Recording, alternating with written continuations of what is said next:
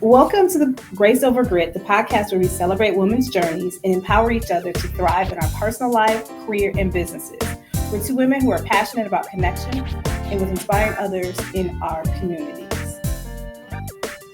So, welcome to episode 3. Normally there's 2 of us. Today there's 3. So, I want to introduce Char Petersen. She's our special guest today. Yay. Hi. We like special guests. Yes. And of course, you all know Monique. She's Monique Fisher. Frequent co-host. And today, our title of our episode today is Living the Dream. Living the Dream. And that means a couple different things this time, because I just want to read a quick bio here for Char. Yes. Char Petersen serves as the proprietor and artistic director of the Dream Academy of Dance Arts and the Distinguished Dream Contemporary Dance Company in Aurora, boasting a notable 14-year tenure. As a veteran dance educator, mentor, and advocate for youth, Char has amassed over 25 years of experience. She is an alumni of Jackson State University and Columbia College of Chicago and a member of Alpha Kappa Alpha Sorority, Inc. Char serves as a commissioner on the African American Heritage Advisory Board for the city of Aurora. The African American Quad City Chamber of Commerce has recognized her as a woman of influence. In 2018, Char received the NEA Award symbolizing purpose from Mayor Richard C. Irving and the AAAB. On March 29th, Char Petersen will receive the Rise Sister Award. It'll be presented by Cathedral of Grace, St. John AME, acknowledging all of her outstanding leadership and contributions to the community and culture through her work as an artist, artistic educator, and choreographer. Char Petersen remains dedicated to creating impactful work. So that's a lot. So welcome, Char. Welcome. I'm really excited to have you here because I've met Char. It's been 3-4 years now. At least 4. 4 years. I've had the privilege. Well, my daughter's had the privilege of attending Dream, and Dream Studio is something you think it's a dance studio, but it's not. It's more of an experience. So Char has created an atmosphere for those girls that is like none other. Her passion for everything she does, you see it not only in the girls, but you see it in their performances, and you feel it when you walk in the building. Well, thank you. So I wanted to make sure that we got you on as one of our early guests to just talk about all the great things. Because you'll see she has a really soft-spoken voice. And she does it to her own horn, which just from that bio alone, you can tell she does a lot. And she cares about not only the community, the children who walk through her doors.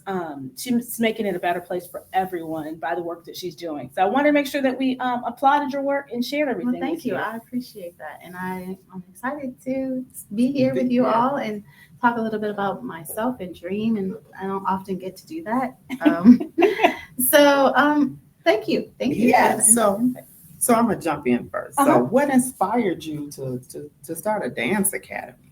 Well, I was performing myself as an artist for several years, and I toured for DreamWorks Records and for Shelly Garrett, both acting and dancing. Okay. And so I danced back up for several artists that you would know, touring all the United States. And I wanted, I had my son Avery. He was very small, and when he was going to start kindergarten, I was like, I wanted to continue the work that I was doing as an artist. Okay. But I wanted to be able to be close to home and raise my family. Okay. And starting a dance career as an educator, that helped me be able to continue being a mom and being in the arts. So, and then starting Dream, I worked for several different people as a dance instructor. Okay. And I decided I wanted to tell my own stories, and I wanted to have some more creative freedom. So I started Dream. Okay. Mm-hmm. And that's located in Aurora, Illinois, which is where you are from. I'm from Aurora, and my business is located inside of the Fox Valley Mall. Mm-hmm. It's a new location for us. Okay. So it's a big accomplishment and a big change and adjustment being inside of a mall. But yeah, I'm from Aurora. My family has been in Aurora since the late 1800s. My grandparents are from there, or were raised there as infants, and my parents were raised there. All of my aunts, uncles, and then my brothers and sisters, and then our kids as well. So. And you come from a large family, right? Come from a large family and from a family of entrepreneurs as well. Mm-hmm. Yeah. And that's why Dream has that family feel. Because oh yes, my mother is a big part of, the daily operations of Dream. Okay. My nieces and nephews all grew up in the program as dancers. Mm-hmm. Some of them pursuing careers in arts and dance. Okay. And so it's been very impactful for my family to have Dream. It's been a blessing to be able to provide this for my family and for myself. Mm-hmm. And for others. And that's legacy too. Definitely. Legacy. Yeah. Yes. And sometimes when you feel like giving up, because it gets hard, you have your mm-hmm. highs and lows. Yes. You think about that legacy. You think about where it's going to take your family mm-hmm. and what it means to your family and their future. Mm-hmm.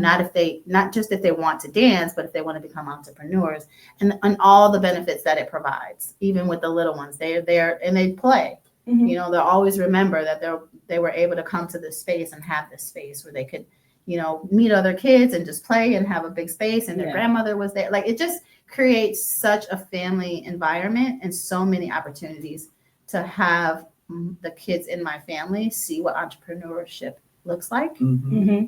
and work ethic. Yes. Mm-hmm. Yes. And then it provides that also for the kids and the families that I serve. It does. And even in the space that you're in, I'd say the girls always represent so well when we go to the competitions.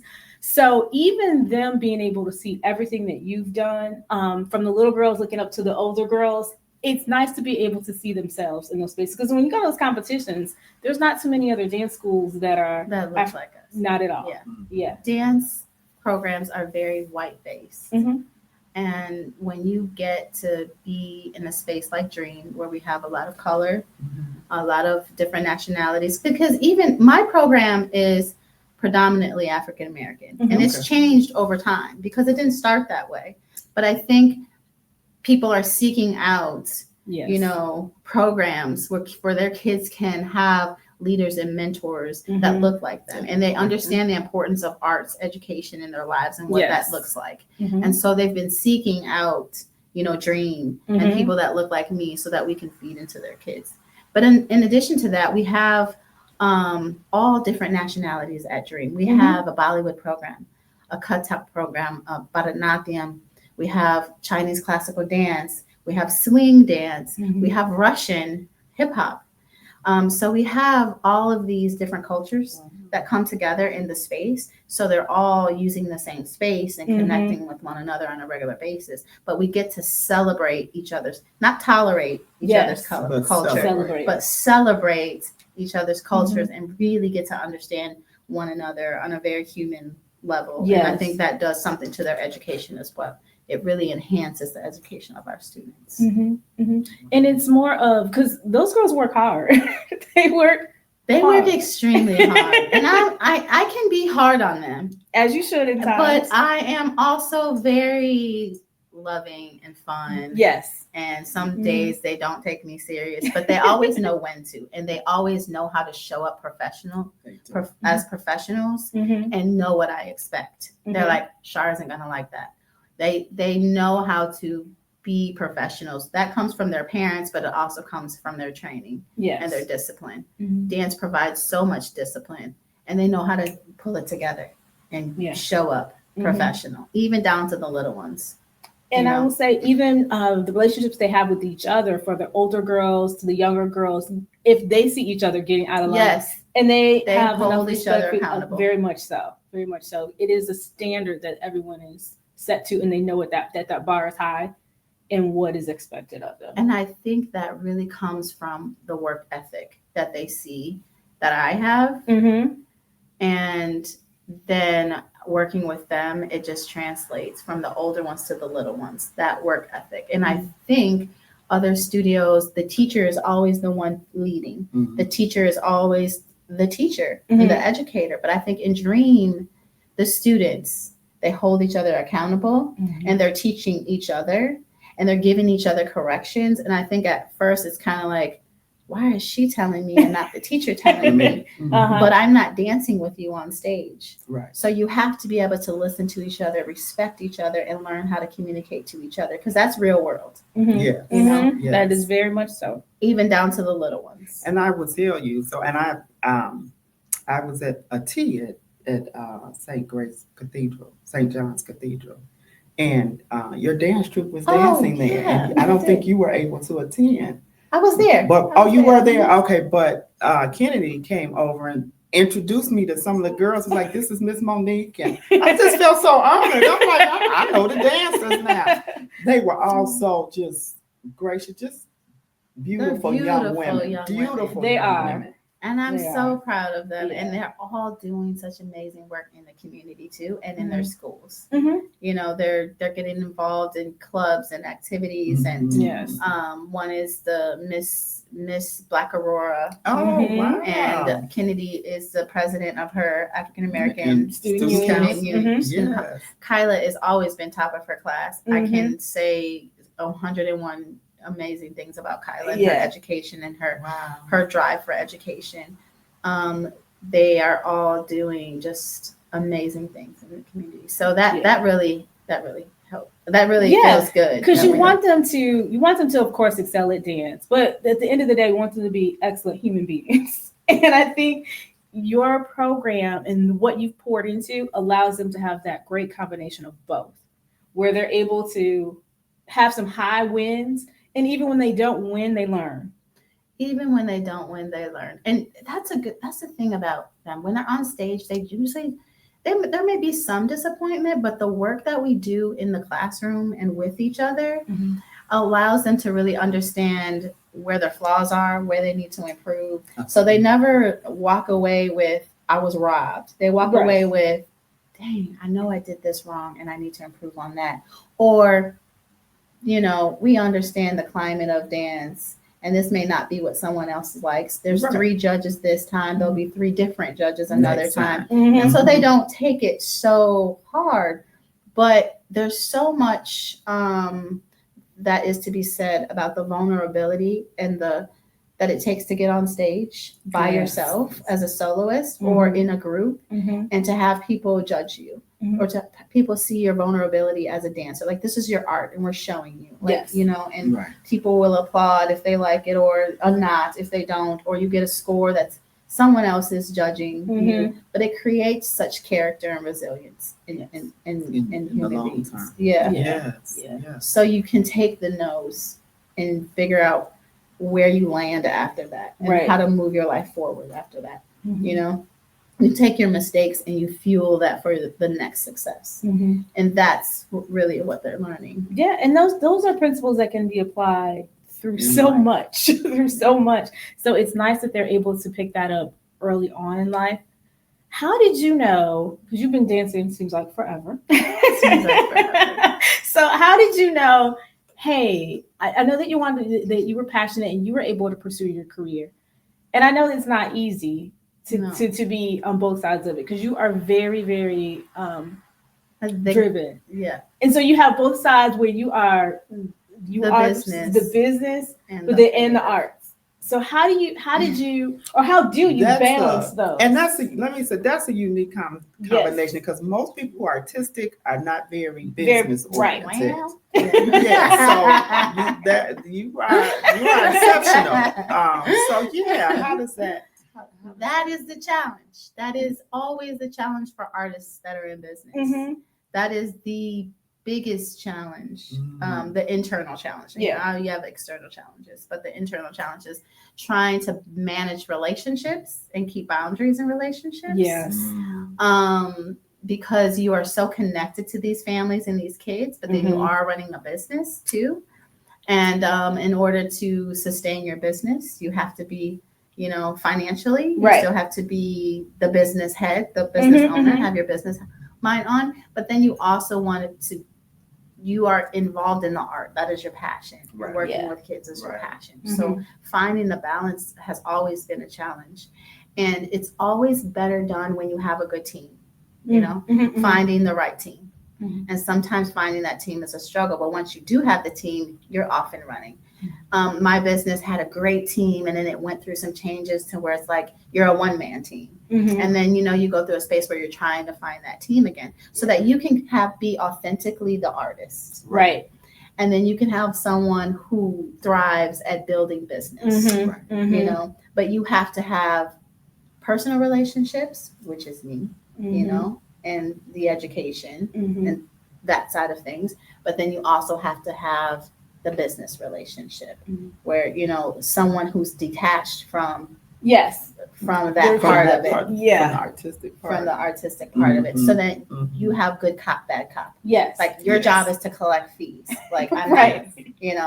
And my job is to just focus on this and be authentic in my art so it doesn't change. Because what happens is then you start to change things based on the business, the financial piece of it. And it just becomes a cookie cutter wheelhouse for developing, kids. And you're not even really worried about development at that point. You're worried about your bottom line and you're worried about what that looks like. You're not worried about, hey, I need to stay an extra 3 hours with this dancer because she needs this, this, and this, and you see what they need.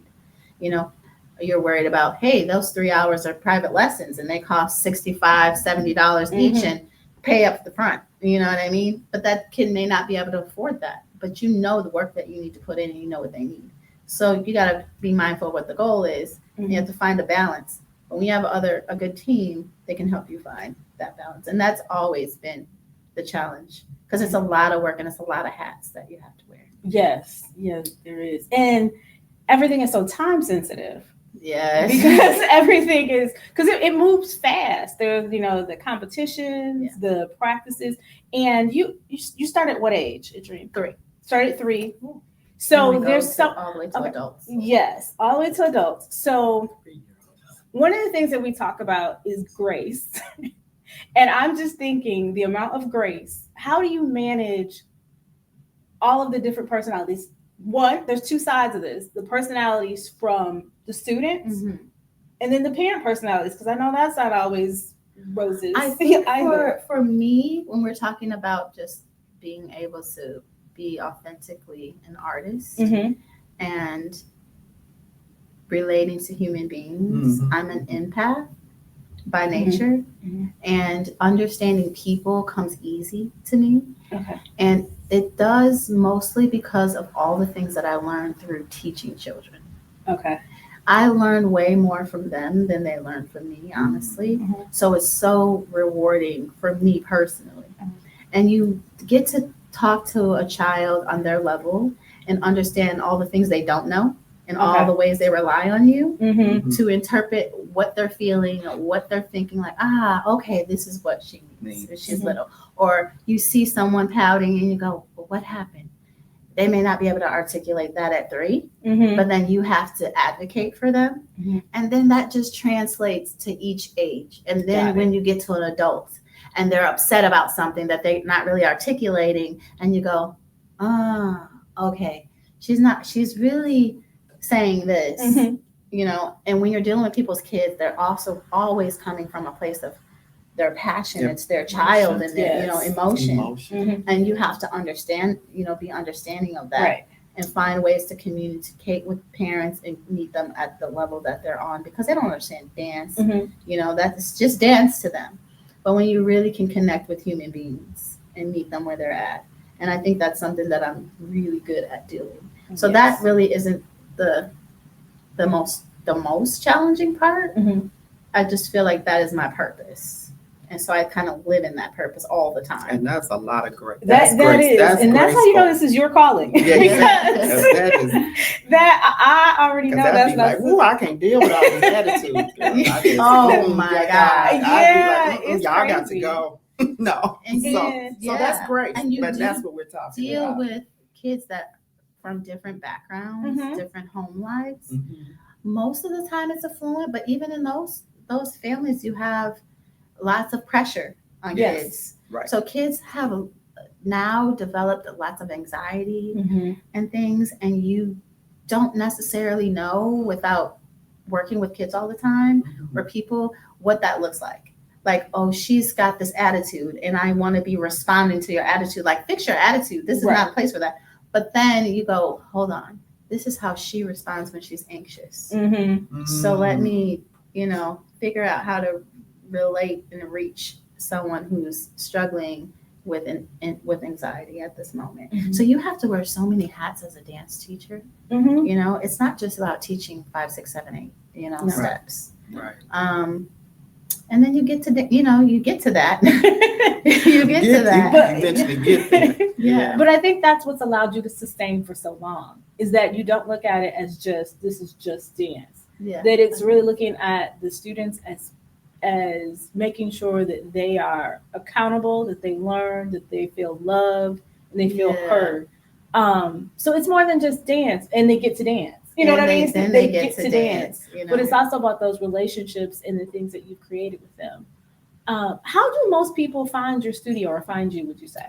Well, I am online, and I try to do work through social media. And I know I need to. That's one thing that I really need to work more at, being more present on social media. But I think through our performances and people see us perform, and they seek or someone wants to take dance from a studio owner that looks like them, and they'll research Black businesses and things like that. But I think the work that we're doing in word of mouth, but that's not as effective as it used to be. Like sometimes people just kind of say that for themselves. Yeah, like I have that is so true. A girl that does my hair, and I'm like, oh, I'm not telling anybody, because she be slaying my hair. You know what I mean? So, and not bad.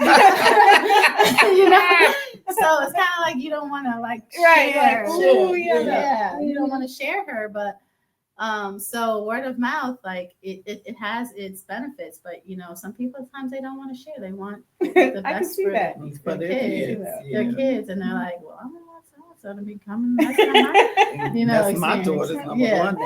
Right. Yeah. So through social media, and I'm pretty involved in my community. So people, I want to say I am a staple of my community. You definitely are. And so I think that through that helps. But I want to be able to connect with other communities like Bolingbrook, Joliet, Plainfield, all of these areas where. And I think you're seeing the community start to connect more too. I know, we're in Joliet, and Kennedy used to dance in Joliet, and people will be like, "You go all the way to where?" Yes, we do. And it was such a testament to. They always say things in businesses start from the top down. That when we came in, everybody kind of knew each other. We didn't know anybody, but people were like, "Oh, so you're new? We do this. It's like, oh, we do this." So not only on the student level, but on the parent level, you got in. You're like, okay, the girls are going to need this. This is what we typically do. That you're able to share that, but that's something that we were seeking too, because she left the African American owned dance studio, and I was like, no, she wanted to do competitions. You guys did, and they didn't compete. You guys did the competitive, and so we came out, and we've been there ever since. But so you're right. That's what we were seeking. Yeah, you want to seek a place that fits your child's needs. Mm-hmm. And if the competitive piece was part of that, you're gonna drive to once you create a family in your studio, you'll drive for it. Mm-hmm. You'll go the extra miles to get there when it's a good program. Yeah, and if you start looking at the different places. And it's funny because as we went to different places, because other people wanted to ask to try out and come see it, and I'm like, yeah, do I see myself sitting with this group? No, absolutely not. We have some great parents. We have some great parents. One of the things I always look at with competitions, we don't have the parents, nor do you are the people that are like, we need to go so rigid. That are so rigid and so dance You know, I'm going to tell you why. Because we have working Black women that are bringing their kids. They don't have time. To be a helicopter mom. Working, not only working women, but professional women who are CEOs and chemists and doctors and business owners themselves, and they don't have for the tedious petty. My daughter's in the back row on the left. She's always in the back row on the left maybe put her in the front row on the right, like trying to tell you what your job is. Yeah. And it's like, huh? Like, you know what I mean? Like, or why is she in this level and should be in that level? They allow me to train her. They trust me. They trust you. But that's back to you building the relationships. Building relationships, but also it's a testament to my clients and who they are. Like they are seeking me out. And once they get there, they're trusting you to do your job so that they can do their job. Right. They're trusting you to instill these things in their daughter. This is what we came for. Right. You know what I mean? And they're getting what they came for, hopefully, and they leave it there. You know what I mean? And they like the outcome. But a lot of times in the past, when I first started, had women they stay home and their job, their full-time job is their children. So managing their schedules, managing their activity, over managing some of the things. And that's where you get the over, zealous, if you will, parent. Yes. That's all into, yeah. But these families, and it's really a great dynamic to be able to bounce ideas off these women, to be with these women, because I learned so much from you all too. They have their own businesses. They are all of these, wonderful, amazing careers, or they just simply have just like this amazing work ethic, and they're always working. And they understand. They understand. Yes. That's a different vibe. Yes. From other studios. Not that parenting and being a stay-at-home mom is not a difficult job. Right. But it's a different job. It's a different job. And their focus, as you said, is different. The focus is different, and we, as Black women, have to wear so many hats. Yes. And we do it naturally. And we do it because that's what is in us to do. And we are raised to be that way. Yes. That is just for the culture. Like that is who we are. We are the first educators of our children. Yes. We don't have to hover. Right. Because we've done our when job you at leave home. this house, come on. You know what I mean? Yes. So we've already done we're doing the work. You're a representation of me and this family. So don't you go out there acting crazy. Acting a Come fool. on, let's say it. You know what I mean? So we are the first lovers, Absolutely. the first educators, the first, the first of everything. And it is our job to provide that strength, but to provide a balance, especially for young women, of that grace and femininity. Yes. And that, and with dance, you get both. You have to have the strength, and you have to be able to endure. You have to take the highs, the lows, the no's, that wasn't good enough, and be successful in all of it. And that's just Black life. Yes. Yes. So who has been some mentors for you? Well, like I said, my family, I grew up with a family of entrepreneurs. My grandfather owned a barbershop and a restaurant growing up, which was really one of the first and only in our city at the time, since he came there at such a young age, and my mom, and her work ethic and the way that she works is so inspiring. Still to this day. Yes. And I would like to have an external someone else and I probably do if I think about it, but I think my mom for sure. And the way that she works. I think that is just a beautiful answer. That you got it all at home.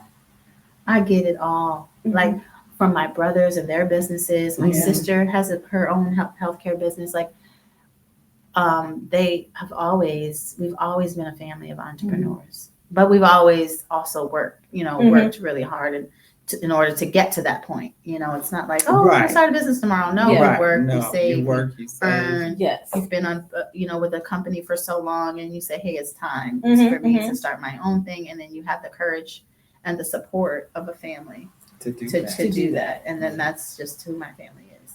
And they have always taught me everything about what I need to know, mostly about love and how to move through that, and use that even with whatever you do. With So I've been fortunate to be able to have a career in something that I'm passionate about. Yes. And it's cool because a lot of times when you have entrepreneurship, if you don't have close friends or families that are entrepreneurs, they see the Instagram and the ooh, you and your business. But so then when people are in it, they understand what goes on behind the scenes in order for you to be able to show up as you show up. Yes. So that's nice that they know that struggle and they also know the reward of it. They know the struggle, they know the reward, and they definitely are. My family is my biggest support and inspiration because I want to leave a legacy for them. Mm-hmm. So that always drives me on the days when you feel like. And that's what I was just going to ask you on those days where, because I know as an entrepreneur, some days I'm like, I'm throwing the towel in, this is it. Yeah. But you keep going, and you just answered that question. That it's your family. You keep going. And there were days with this new location. And I think at each turn of your business, so you get through the first 5 years, and you're like, oh yeah, everything's great. And then something changes and you go, what the heck? What is this? And then, so you're like, I don't know if I'm going to be able to make it. And then you get through the next 5, and after the next 2, you go, oh my God, I just made it through this. Like what, there's something else coming, you know? Like when I first started my business, I was sued by my former employee because I was opening my own business. And for 3 years, my money was going towards lawyers and trying to, manage, like being sued for starting my own business, my own studio. And I got through that. And then you're on a roll and you're like, oh, I need to move. Your rent is going up to $7,000 a month. And you're like, huh? Like, no. And, dealing with big corporate businesses, understanding contracts and what you knew and what you didn't know about CAM. Yeah. Oh, God. So, yes. And then you're like, what does that mean? And then you're like, well, no, I'm not doing that. And then you move to another space and then you're there for years and then COVID happens. And you're like, what is this? Like, so it's at every milestone of your business. And then here comes COVID and you're just floored. Like, I don't work for somebody else. I don't have another income. This is all I do. How do I provide for myself and my family? You start going through your savings and then you get these grants and you're like, finally, after everyone's, trying to make this happen. And then you give it all to your landlord, and the landlord goes, oh, well, you need to give us more money because we're changing they want to change things because then they get, and then you're like, wait, what? You can't do that. I have a contract. Yeah.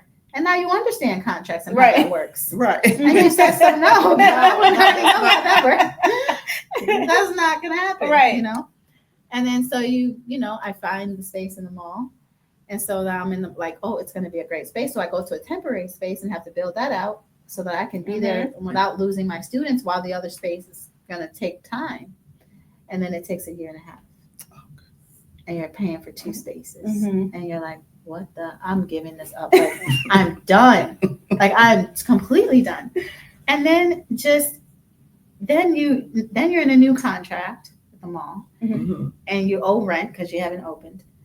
But the thing about small business is that we don't know when we go into a space, and you're in real estate. So what I think is important for us to understand is anytime that you're going to go into a commercial lease, you really need to look at it as purchasing a home. Yes. What are the things you would look for when you're purchasing a home? What does the roof look like? What is the maintenance report on the HVAC system? Yes. You know what I mean? Your heating and cooling, and how is that going to affect your electric bill? And if it breaks down, whose responsibility is it? Right. Those types of things. Yes. What does the fire system look like now? And what does it look like when I change the use of the space? How much money am I going to have to spend on fire system? Is it in place? What does it look like? You won't know to ask those things. No. You just think, great location. Right. Because people think of it almost like an apartment. That I'm going to be here, but everything else is handled. Because I don't technically own it. I'm just leasing, think of it as an apartment. But you do have those extra responsibilities. Well, depending on how your contract is, that's why it's so important to understand that contract. And sometimes people think, okay, I'm a business owner. Same thing. We're in real estate. But if you ask me about how do I decide which competition would be best? I have no clue. So what you're good at. But for those other things, you need to seek out people who that's what they do. You're an artist and you want to create art. And that it goes back to you saying you want to build your team. You have to have a team that can assist you in those so that you can just stay focused on your art. Yes. But as a business owner, when you take your art and become a business, you are the business owner, and you do have to handle those things. And you have to have a good handle on them. Right. You have to have a team, but you also have to be the leader of your team. Right.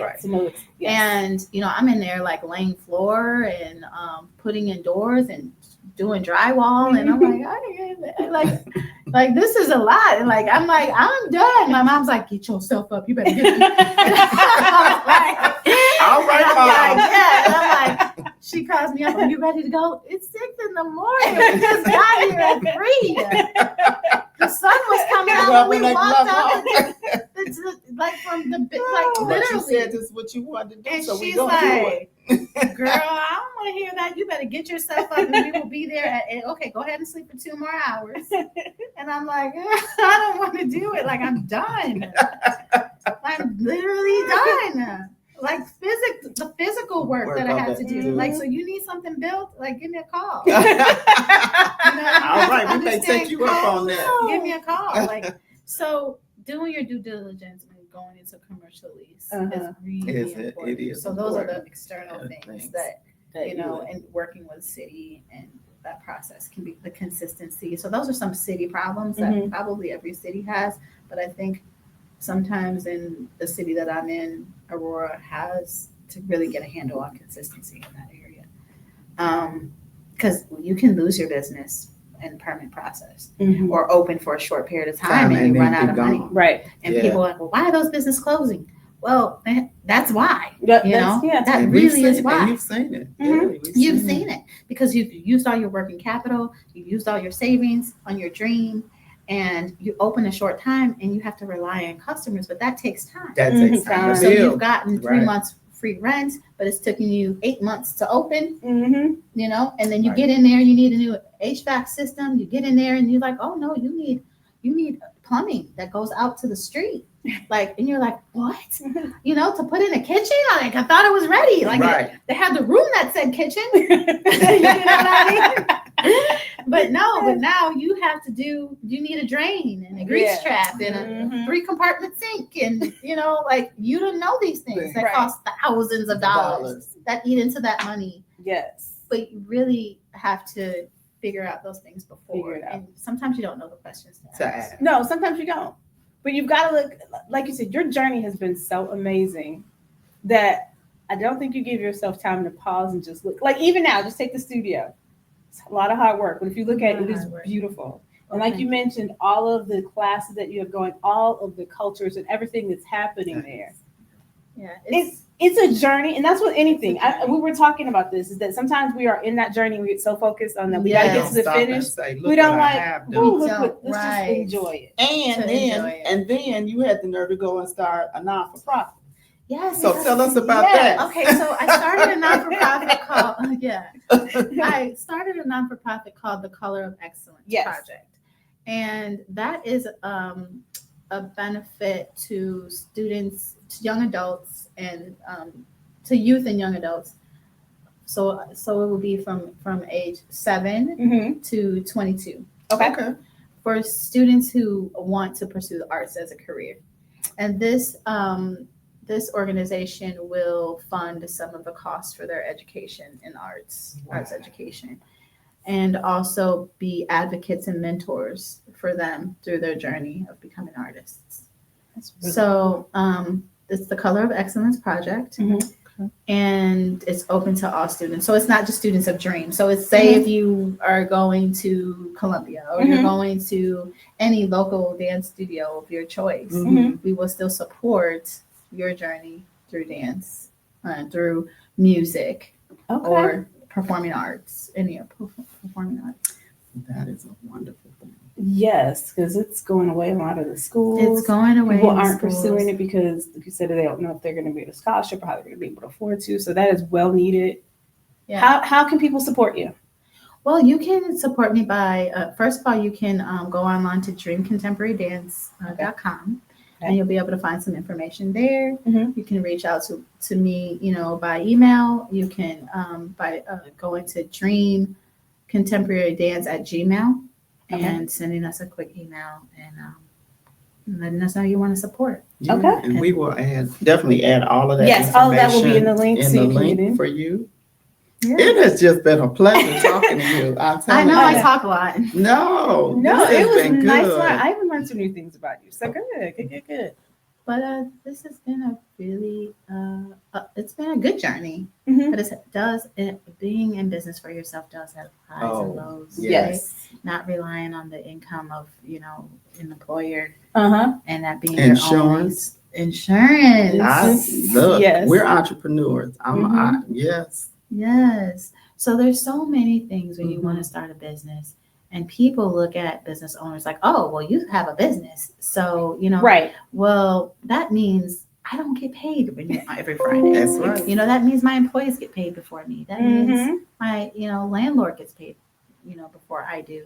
And what Black businesses really we have to start doing is seeking out ownership of our spaces. We do. Mhm. Because we're renting a lot of space Mhm. and we need to be owning some, property. Yes, because we talked about commercial legacy property. and how then do we allow other businesses to expand? So if we're creating the terms of who we could support, who could be in those, how great would that be? Yes. How great would that be? And not just giving our money over to our landlords, Mhm. and we need to be putting that money back into our own communities and our own Mhm. properties and having some, when you start to create the wealth in your community, you have more of a voice in your community. If Yeah. you're Mhm. just always the renter, or the consumer, Mhm. The consumer. you really are not creating a space where you matter, Right. and we do matter because we have a lot of buying power. We do. But we're We spending utilize we're spending it with others, Mhm. and that's why when we say, "Hey, buy Black, support Black businesses," it's not because of our skin color.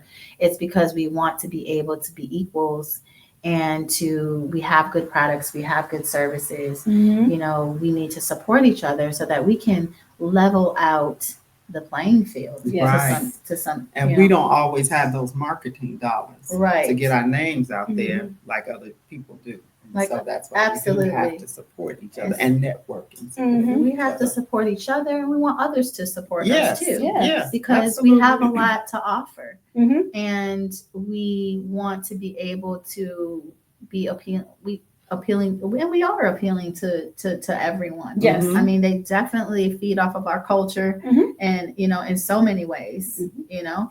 So why shouldn't we get paid for what we contribute? Yes. To society and to business and to arts. So we really do need to support each other and encourage others to support To us, support us. to support Definitely. us as well on the level where it matters, not just Lip service. yes, I hear you. Yes. In those and not in just those throwing rooms when you're not there. Yeah, When and the not voice just of throwing some us groups. all the small grants, while Yes. you're giving the big corporations Those, millions of dollars, Right. and then you're giving us, here's the It's 5,000, 5,000. Right. Come on. and all that does is get you to pay the landlord Lord, what you owe, For 1 month. Right. Yeah, and it's Yeah. like, no, you really need to be investing in In us. And what we're doing. in what we're doing. Mhm. That's part of community. Yeah, It's building our Because- building community, not just a physical community, but then also so you have those resources to reach out to. Like you said, if you don't know what you need to look for in your lease, if you don't know those things, you need a community we can lean on each other to make sure that you feel supported and heard. And with social media and all these networks and the networks group, we don't need someone to come in and be this big umbrella of community network. We have our own community, Right. our own community. We Right. can network for ourselves and to ourselves and Mhm. build each other up. And I've seen so much more of that in the community where I am. And I want to say it has been facilitated a lot through this Irving administration Mhm. that we have.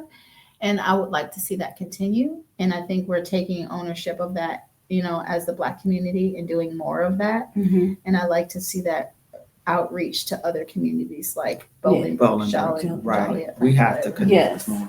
Yes, to connect more because we have great leaders and great businesses that we need to support. Absolutely.